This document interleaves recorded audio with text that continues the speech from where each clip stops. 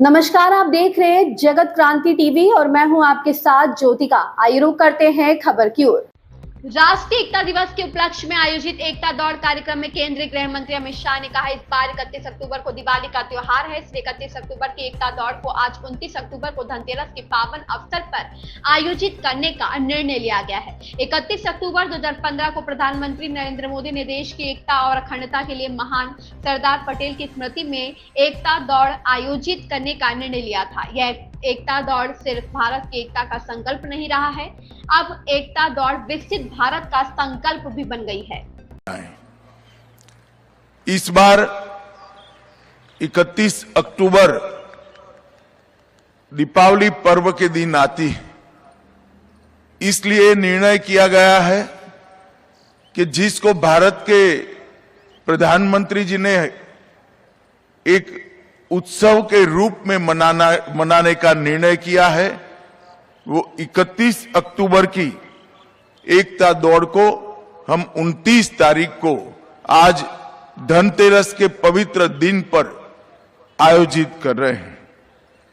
31 अक्टूबर 2015 से देश के प्रधानमंत्री आदरणीय नरेंद्र भाई ने महान सरदार पटेल की याद में देश की एकता और अखंडता के लिए पूरे देश को संकल्पित करने के लिए एकता दौड़ का आयोजन करने का फैसला किया और तब से लेकर आज तक पूरा देश एकता दौड़ से न केवल देश की एकता और अखंडता के लिए संकल्पित होता है, उस दिन अपने आप को भारत माता की सेवा में पुनः समर्पित भी करता है।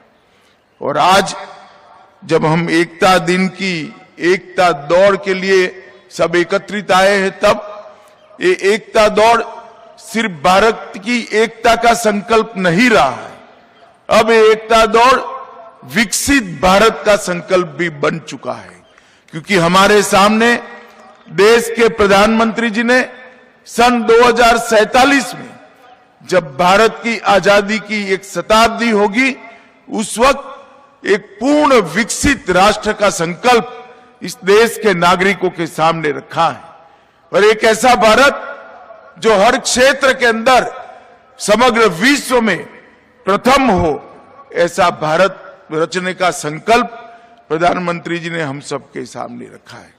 मित्रों, आज मैं जब आप सबके सामने उपस्थित हूं, तब भारत एक फलता फूलता विकसता बनता मजबूत राष्ट्र बनकर दुनिया के सामने खड़ा है।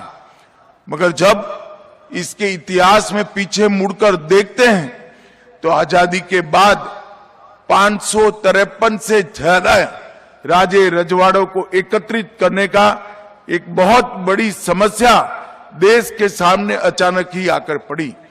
उस वक्त सरदार साहब ही थे जिन्होंने अपनी दृढ़ निर्णय शक्ति से, दृढ़ इच्छा शक्ति से और त्वरा से इस सबको एकत्रित कर आज के भारतीय संघ का मानचित्र हम सब ने लाया। और ये सरदार पटेल ही थे जिनकी दृढ़ इच्छा शक्ति के कारण आज देश एक होकर दुनिया के सामने मजबूती के साथ खड़ा है।